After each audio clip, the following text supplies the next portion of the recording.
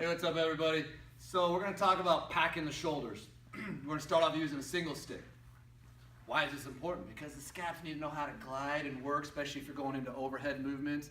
You're going to try to do a pull-up, any kind of, vertical pulling action, but even pressing, holding weight overhead, it needs to know how to work. So we can use the stick to teach that how to actually drive and radiate. So Dennis is standing, he's got a nice long stick.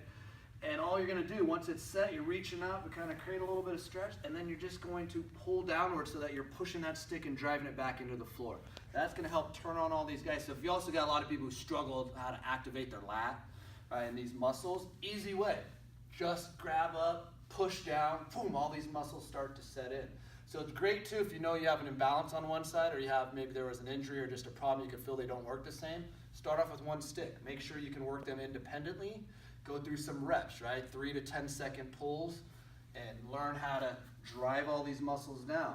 Now, if you were gonna go into, say, pull-ups or some kind of exercise after, we can also then go grab double stick and go up same time. So now you're gonna teach that drive of what should initially happen with some scapular depression. These guys should drive down into a nice strong place. So just teaching all these muscles how to fire, everything to work down into place.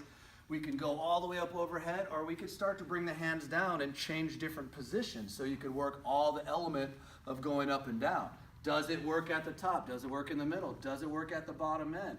We could, we could vary it out wider. We could come in close. We could pretend like it's a chin up. We can learn how to drive that bottom end so you can get up over the bar and actually do a real pull up, right? And drive. Pay attention, also self-assessment here.